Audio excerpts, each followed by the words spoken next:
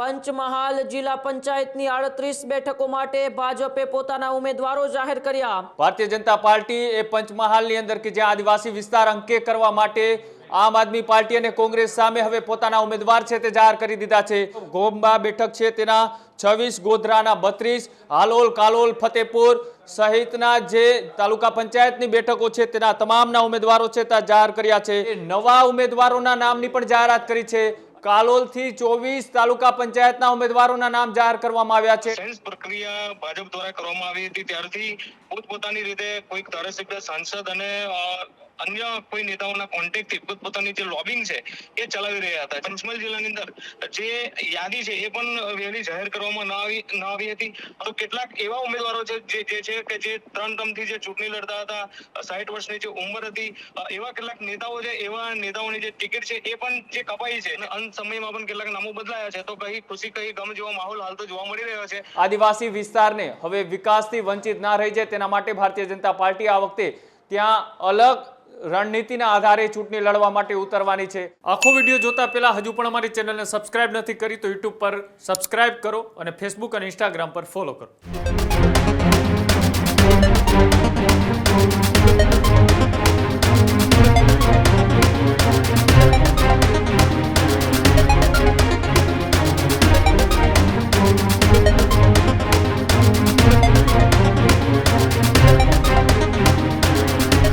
સ્થાનિક સ્વરાજ્યની ચૂંટણી પહેલા વધુ એક યાદી એ ભારતીય જનતા પાર્ટી અત્યારે જાહેર કરી છે।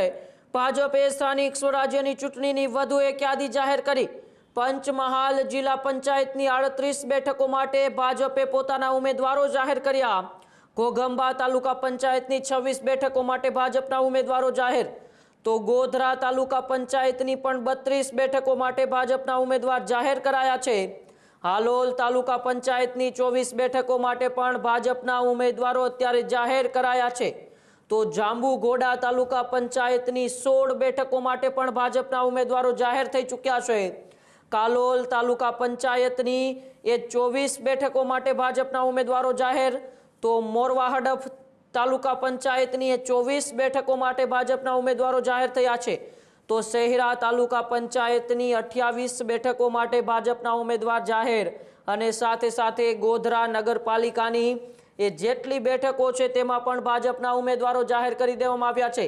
ગઈકાલે મોડી રાતથી એક બાદ એક એ ઉમેદવારોની યાદી છે ભારતીય જનતા પાર્ટી જાહેર કરી રહી છે। ત્યારે વધુ એક યાદી એ પંચમહાલ જિલ્લાની સામે આવી છે, જેમાં પંચમહાલ જિલ્લા પંચાયતની 38 બેઠકો, આ સિવાય ઘોઘંબા, ગોધરા, હાલોલ, જાંબુઘોડા, કાલોલ અને મોરવા હડફ અને સાથે સાથે શહેરા, આમ 7 તાલુકા પંચાયતની એ જે ઉમેદવારોની યાદી છે એ પણ અત્યારે જાહેર કરી દેવામાં આવી છે। તો સાથે સાથે ગોધરા નગરપાલિકા છે, ગોધરા નગરપાલિકાની યાદી પણ જાહેર કરવામાં આવી છે। ત્યારે વધુ માહિતી માટે મારી સાથે સીધા જ ન્યૂઝરૂમથી કૃણાલ જોડાયેલા છે।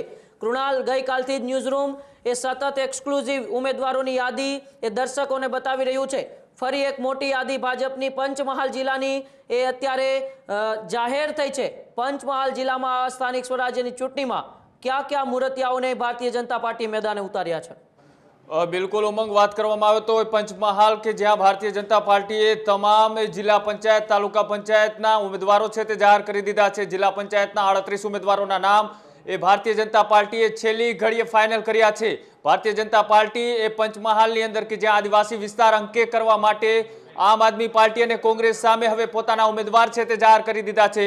જિલ્લા પંચાયતના 38 ઉમેદવાર, ઘોઘંબા બેઠક છે તેના 26, ગોધરાના 32, હાલોલ, કાલોલ, ફતેપુર સહિતના જે તાલુકા પંચાયતની બેઠકો છે તેના તમામના ઉમેદવારો છે તે જાહેર કર્યા છે। મોરવા હડફ કે જ્યાં 24 બેઠકો હતી, આ 24 નામ ભારતીય જનતા પાર્ટીએ છેલ્લી ઘડીએ ફાઇનલ કર્યા છે, તો સાથે જ શહેરા કે જ્યાં થી પણ 28 જે ઉમેદવારો હતા તેમના નામ જાહેર કર્યા છે। જેઠા ભરવાડનો આ મત વિસ્તાર કે જ્યાં પણ સહકાર અને પશુપાલનોને લઈ ભારે વિવાદ થયો હતો, ત્યારબાદ હવે આ જે ચૂંટણી છે સ્થાનિક સ્વરાજની ચૂંટણીની અંદર પણ ભારતીય જનતા પાર્ટી કોઈ નવા સમીકરણો ન રચાય તેના કારણે એ જે ઉમેદવારોનું લિસ્ટ છેલ્લી ઘડીએ ફાઇનલ કર્યું છે, આ તમામની અંદર ક્યાંક યુવા ચહેરા તો ક્યાંક એ નવા ઉમેદવારોના નામની પણ જાહેરાત કરી છે। અને સાથે સાથે લાંબા સમયથી આ વિસ્તારની અંદર એ શાસનમાં રહેતા ઉમેદવારોને ક્યાંક ને ક્યાંક નવા ઉમેદવારોને જીતાડવાની પણ જવાબદારી સોંપવામાં આવી છે। સાથે જ વાત કરવામાં આવે તો ગોધરાની અંદર પણ ભારતીય જનતા પાર્ટી આ વખતે તમામ ચહેરાઓની વાત કરીએ તો તમામ એવા ચહેરાઓને ટિકિટ આપી છે કે જે નામ ચર્ચાઓમાં હતા તેની જગ્યાએ ઉલટા નામોની જાહેરાત કરવામાં આવી છે। સાથે જ વાત કરવામાં આવે કાલોલથી 24 તાલુકા પંચાયતના ઉમેદવારોના નામ જાહેર કરવામાં આવ્યા છે। એટલે કે પંચમહાલ વિસ્તાર કે જ્યાં આ વખતે ભારતીય જનતા પાર્ટીની સૌથી વધારે જીતવા માટેની રણનીતિ તૈયાર કરવામાં આવી છે। પંચમહાલ, છોટાઉદેપુર, દાહોદ સહિતના જે વિસ્તારો છે કે ત્યાં આ વખતે મોટા ફેરફાર કરવામાં આવ્યા છે। તમામ જે જૂના ઉમેદવારો હતા તેની જગ્યાએ મોટા ભાગના ઉમેદવારોને નો રિપીટ કરવામાં આવ્યા છે। નવા ઉમેદવારોને સ્થાન આપવામાં આવ્યું છે। આ તમામ ઉમેદવારો છે તેના લિસ્ટ એ ભારતીય જનતા પાર્ટીએ છેલ્લી ઘડીએ ફાઇનલ કર્યા છે અને આ જે નામો જાહેર થયા છે એટલે કે આવતીકાલથી હવે ફોર્મ ભરાઈ ગયા પછી ત્રિપાખીયો જંગ એ નક્કી માનવામાં આવી રહ્યો છે કે આદિવાસી વિસ્તારની અંદર લાંબા સમયથી આ રોડ, રસ્તા, પાણી, ગટર અને જે એમ્બ્યુલન્સ જેવી સુવિધાઓ છે તેને લઈ અનેક વખત ચર્ચાઓમાં આવતું હતું શાસન અને તેની વચ્ચે જે નામોની જાહેરાત કરી છે તે નામોની અંદર અનેક એવા ચહેરાઓ છે કે જે પહેલી વખતે ચૂંટણી લડી રહ્યા છે તો કેટલાય એવા નામો છે કે જેનું લોબિંગ એ ધારાસભ્યો અને સાંસદો દ્વારા ગાંધીનગર સુધી કરવામાં આવ્યું હતું। એ તમામ નામો ઉપર ક્યાંક ને ક્યાંક મોહર નથી મારવામાં આવી એટલે કે પાર્લામેન્ટરી બોર્ડે આ વખતે જે નિર્ણય કર્યો છે 60 વર્ષથી ઉપરનાને નો રિપીટ, સાથે સાથે 3 ટર્મથી જે ચૂંટણી લડી રહ્યા હોય તેવાઓને દૂર રાખવા, તેવાઓને જે નવા ઉમેદવારો છે તેને જીતાડવા માટેની જવાબદારી આપી। એટલે કે ભારતીય જનતા પાર્ટી આ વખતે પહેલી વખત જગદીશ વિશ્વકર્માની અગુવાઈની અંદર જ્યારે ચૂંટણી લડી રહી છે ત્યારે એ આદિવાસી વિસ્તાર ઉપર સૌથી વધારે નજર છે। સૌથી પહેલો પ્રવાસ પણ આદિવાસી વિસ્તારથી શરૂ કરવામાં આવ્યો હતો એટલે કે આદિવાસી વિસ્તાર આ વખતે તમામ પાર્ટીઓ માટે મહત્વપૂર્ણ છે અને જે નામોની જાહેરાત કરવામાં આવી છે પંચમહાલમાંથી એમાં 38 જિલ્લા પંચાયત સહિત ગોધરા, હાલોલ, કાલોલ, ફતેપુર, શહેરા સહિત ગોધરા જ્યાં તમામ તાલુકા પંચાયતની બેઠકો છે એ તમામ ઉપર જે નામોની જાહેરાત કરવામાં આવી છે તેને લઈ ફોન લાઈન પર એ સંવાદદાતા ભાવિન પરમાર આપણી સાથે જોડાયેલા છે। ભાવિન, જે રીતના એ પંચમહાલ કે જ્યાં તમામ નામોની જાહેરાત ભારતીય જનતા પાર્ટીએ કરી દીધી છે, હવે કેવા પ્રકારની ત્યાં સમીકરણો રચાઈ શકે છે ને હવે ભારતીય જનતા પાર્ટી ત્યાં કેવા પ્રકારની મજબૂતાઈથી ચૂંટણી લડી શકે? જે પંચમહાલ જિલ્લાની વાત કરીએ તો હાલ જ પંચમહાલ જિલ્લામાં ભારતીય જનતા પાર્ટી દ્વારા ઉમેદવારોની જે લિસ્ટ છે એ જાહેર કરવામાં આવ્યું છે, જેને લઈને વાત કરવામાં આવે તો કઈ ખુશી કઈ ગમ જેવો જે માહોલ છે હાલ જોવા મળી રહ્યો છે। કારણ કે જ્યારથી સેન્સ પ્રક્રિયા ભાજપ દ્વારા કરવામાં આવી હતી ત્યારથી પોતપોતાની રીતે કોઈક ધારાસભ્ય, સાંસદ અને અન્ય કોઈ નેતાઓના કોન્ટેક્ટથી પોતપોતાની જે લોબિંગ છે એ ચલાવી રહ્યા હતા, જેને કારણે સૂત્રો દ્વારા જે માહિતી મળી છે જેના કારણે પંચમહાલ જિલ્લાની અંદર જે યાદી છે એ પણ વહેલી જાહેર કરવામાં ન આવી હતી। પરંતુ હાલ જે માહોલ જોવા મળી રહ્યો છે, હાલ જે લિસ્ટ જાહેર કરવામાં આવી છે ઉમેદવારોને લઈને તેને લઈને કેટલાક જે યુવા ઉમેદવારો છે તેમને પણ જે છે એ તક આપવામાં આવી છે। તો કેટલાક એવા ઉમેદવારો છે જે છે કે જે 3 ટર્મથી જે ચૂંટણી લડતા હતા, 60 વર્ષની જે ઉંમર હતી, એવા કેટલાક નેતાઓ છે, એવા નેતાઓની જે ટિકિટ છે એ પણ જે કપાઈ છે, જેની જગ્યા પર યુવા જે ઉમેદવારોને છે એ એમને પણ જે છે એ તક આપવામાં આવી રહી છે। હાલ તો જે ભારતીય જનતા પાર્ટીનું જે જાહેર કરવામાં આવે છે ઉમેદવારોનું લિસ્ટ તેને લઈને સૌ જે શુભકામનાઓ પાઠવી રહ્યા છે। ભાવિન, જે રીતના એ શહેરા હોય, કાલોલ હોય, ફતેપુરા હોય, આ તમામ એવી બેઠકો છે કે જ્યાં ભારતીય જનતા પાર્ટીની સીધી નજર છે, કેવા પ્રકારનો જંગ રહેવાનો છે, સાથે જે કોંગ્રેસ અને આમ આદમી પાર્ટી ત્યાં ઉમેદવારો જાહેર કરી દીધા છે ત્યારે ભારતીય જનતા પાર્ટીના પણ આજે ઉમેદવારો જાહેર થયા છે, કેવા મુદ્દાઓના આધારે ચૂંટણી લડાઈ શકે છે? હાલ આપણે જોઈએ તો પંચમહાલ જિલ્લાની અંદર પણ જે ત્રિપાખીયો જંગ જે ખેલાવાનો છે જેમાં ભાજપ, કોંગ્રેસ અને કેટલાક વિસ્તારોની અંદર આમ આદમી પાર્ટી દ્વારા પણ જે છે ઉમેદવારો જાહેર કરવામાં આવી રહ્યા છે। ત્યારે વાત કરવામાં આવે તો ઘણા જે વિકાસના કામો છે તે નથી રહ્યા, તેને લઈને જે સૂત્રો દ્વારા માહિતી મળી છે તેમાં કોંગ્રેસ જે છે એ મતદારો પાસે જે એવા જે વિકાસના જે કામો છે જે નથી થયા, જે અમે કરીશું એવા જે મુદ્દાઓ લઈને પણ જે છે એ કોંગ્રેસ છે, આમ આદમી પાર્ટી છે એ લોકો પાસે લઈને જવાના છે। અને જે રીતના તમામ નામો જાહેર થયા બાદ હવે બળબો થવાની કેટલી શક્યતા કે પછી તમામ ખુશ? હાલ તો જેમ પહેલા વાત કરી એમ, કારણ કે કેટલાક જે નેતાઓ છે, કેટલાક જે ટિકિટ વાંચુક જે ઉમેદવારો હતા કે જેમના અંત સૂત્રોમાં જે ચર્ચા થતી હતી કે અંત સમય સુધી જેમના જે નામો ચાલતા હતા અને અંત સમયમાં પણ કેટલાક નામો બદલાયા છે, તો કઈ ખુશી કઈ ગમ જેવો માહોલ હાલ તો જોવા મળી રહ્યો છે.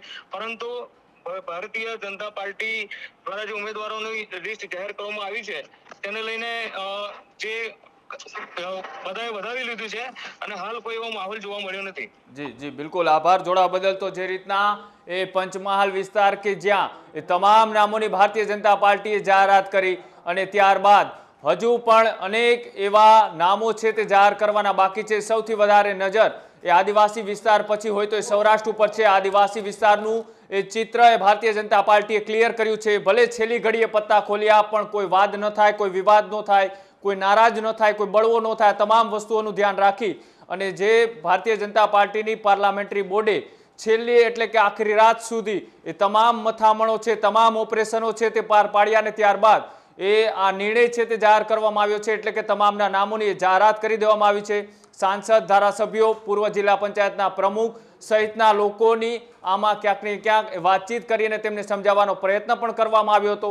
અને સાથે સાથે જે પરિવારવાદની વાત થતી હોય છે, પરિવારવાદના આક્ષેપો ન થાય, પરિવારવાદમાં ટિકિટો ન આપવામાં આવે, એક વ્યક્તિ એક હોદ્દાને પણ આ ક્યાંક ને ક્યાંક ધ્યાને રાખવામાં આવ્યો છે. એટલે કે આદિવાસી વિસ્તારને હવે વિકાસથી વંચિત ના રહી જાય તેના માટે ભારતીય જનતા પાર્ટી આ વખતે ત્યાં અલગ રણનીતિના આધારે ચૂંટણી લડવા માટે ઉતરવાની છે. અને ખાસ કરીને વાત કરવામાં આવે તો એ શહેરા વિધાનસભાનો વિસ્તાર હોય, પછી હાલોલ હોય, ફતેપુરા હોય, કાલોલ હોય, આવા તમામ જે વિસ્તારો છે કે જ્યાં એ સહકારી ક્ષેત્રની સાથે સાથે એ જ્યારનું સ્થાનિક રાજકારણ છે તે પણ ખૂબ મહત્વનું માનવામાં આવતું હોય છે. અને તેના જ કારણે ભારતીય જનતા પાર્ટીને ટિકિટોના નામ જાહેર કરવામાં આટલો વિલંબ કરવો પડી રહ્યો છે.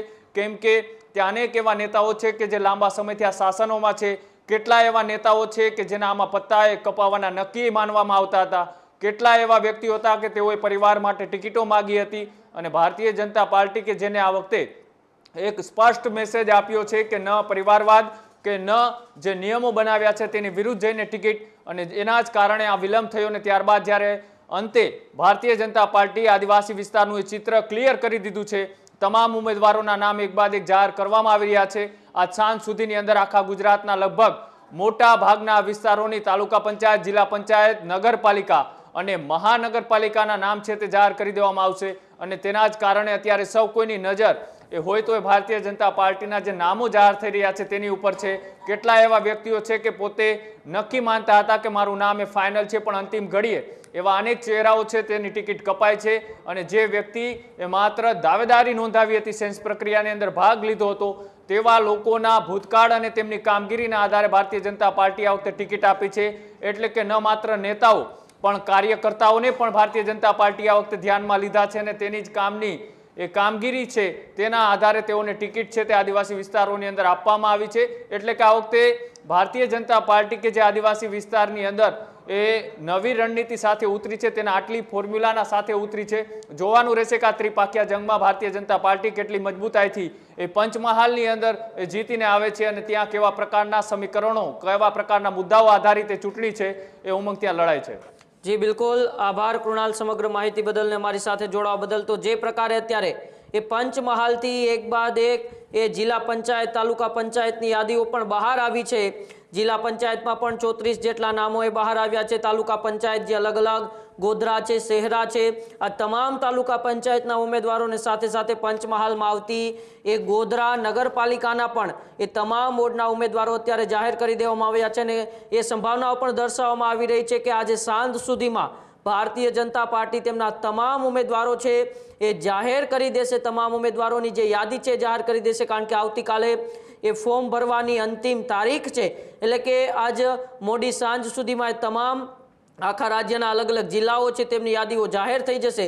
પરંતુ એક બાદ એક એક બે કલાકના સમયગાળાની અંદર એ ભારતીય જનતા પાર્ટી એક એક યાદી જાહેર કરી રહી છે. સૌથી વધુ નજર એ દક્ષિણ ગુજરાતમાં નર્મદા જિલ્લા પર હતી, જ્યાં ચેતર વસાવા ડેડિયાપાડાથી આવે છે, તેમની યાદી જાહેર થઈ ચૂકી છે. હવે સૌરાષ્ટ્ર ઉપર સૌ કોઈની નજર છે, કારણ કે ત્યાં પણ એ ત્રિપાખ્યો જંગ. આ વખતે કોંગ્રેસ પણ કંઈક અલગ જ મિજાજમાં જોવા મળી રહી છે. બીજી બાજુ આમ આદમી પાર્ટીનો વધતો પ્રભાવ અને હવે એમાં ભારતીય જનતા પાર્ટી પોતાના કેવા એ મજબૂત મૂર્તિયાઓને મેદાને ઉતારે છે તેમની ઉપર સૌ કોઈની અત્યારે નજર રહેલી છે. ત્યારે જ ન્યૂઝરૂમ ગુજરાતની યુટ્યુબ ચેનલને સબસ્ક્રાઇબ કરો અને ઇન્સ્ટાગ્રામ અને ફેસબુક પર ફોલો કરો. અપડેટ રહો, સત્યની સાથે રહો.